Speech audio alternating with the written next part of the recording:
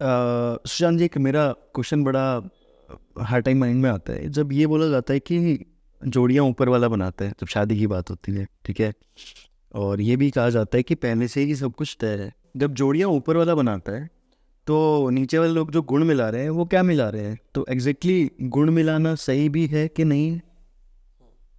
देखिए, आपने बहुत अच्छा सवाल किया और ये आज के समय में मुझे लगता है कि हर किसी के मन में ये आता ज़रूर है। यहाँ पे मैं बात करूँगा एक्सपीरियंस के साथ में और बात करूँगा कुछ एग्जांपल्स के थ्रू।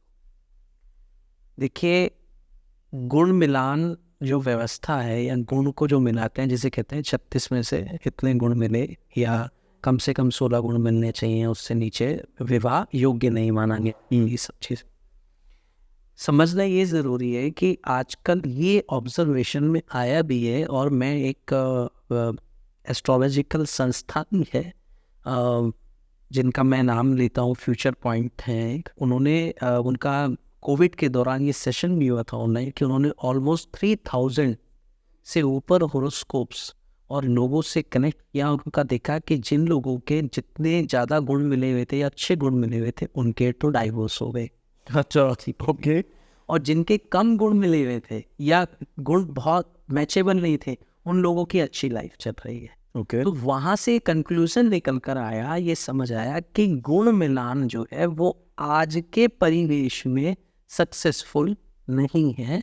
इसके कंपेयर में अगर आप करना चाहते हैं तो आप कुंडलियों का मिलान करें, मतलब लड़के की और लड़की की दोनों की कुंडली का मिलान करें, लगन से लगन को मिलाएं, मंगल से शुक्र देखें लड़की की कुंडली में या लड़की की कुंडली में मंगल देखें, मंगल शुक्र का कंपैटिबिलिटी देखें, जुपिटर की कंपैटिबिलिटी देखें, 7th हाउस की कंपैटिबिलिटी देखें।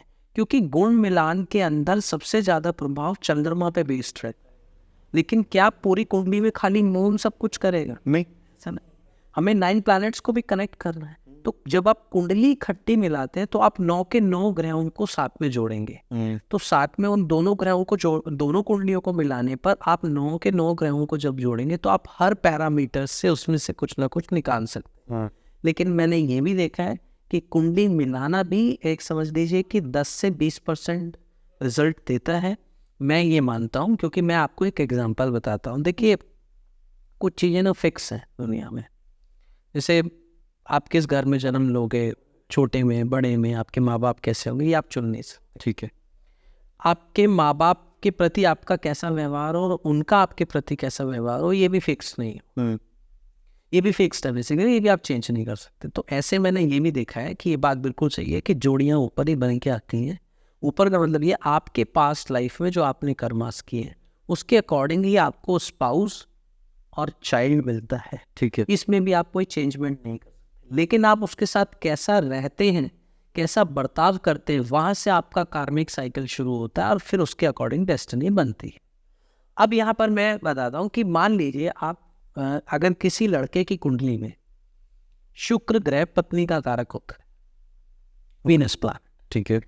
अब अगर होरोस्कोप में शुक्र ग्रह के आगे के घरों में यानी नेक्स्ट हाउसेस में या शुक्र ग्रह के साथ में अगर शुक्र ग्रह के शत्रु प्लैनेट बैठे हैं, जैसे कि मून हुआ, सन हुआ, केतु हुआ, या तो जैसे ही इस लड़के की शादी होगी, चाहे ये किसी भी लड़की, किसी भी रंग की, फेयर कॉम्प्लेक्शन, किसी भी गुण की, कितने गुण मिलाने किसी लड़की से शादी कर ले, मैरिज के बाद जहाँ शुक्र बैठा है, शुक्र यानी पत्नी, पत्नी की जर्नी वहाँ से शुरू होगी लाइफ में।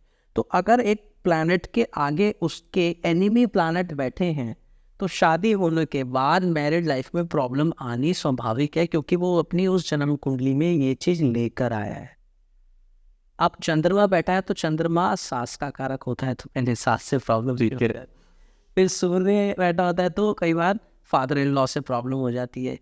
केतु बैठा होता है, दोनों लोगों के बीच में कोई एक छोटी सी बात का पतंगड़ बन जाता है और एकदम डाइवोर्स होते हुए दिख जाता है। ठीक है। अब आपकी कुंडली में अगर ये कॉम्बिनेशन है, आप उनको कुंडली मिला लीजिए, गुण मिला, आप उसको हटा कैसे सकते हैं? नहीं हटा सकते, नहीं हटा। अब इसको वेरीफाई करने के लिए आप हाथ भी देख सकते हैं, हाथ से भी आपको, जैसे मैंने कहा कि पामिस्ट्री का भी अगर आप नॉलेज रखते हैं तो आप वहाँ से और वेरीफाई हो जाएंगे कि आपकी मैरिड लाइफ की जो लाइन्स है वो क्या स्टेटस बता रही हैं। तो आप कुंडली और हाथ दोनों को मैच कर सकते हैं, फिर आप और श्योर हो सकते हैं कि आपने क्या प्रोटेक्शन देनी।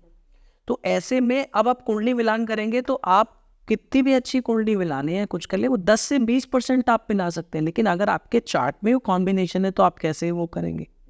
अब ऐसे में ही अब वो एक कॉम्बिनेशन ले लेते हैं कि शुक्र के आगे उसके फ्रेंडली प्लैनेट बैठे हैं, जैसे शुक्र के आगे बुध बैठा है, ठीक है। शुक्र के साथ बुध है, आगे अपना राहु बैठा है, शनि बैठा है।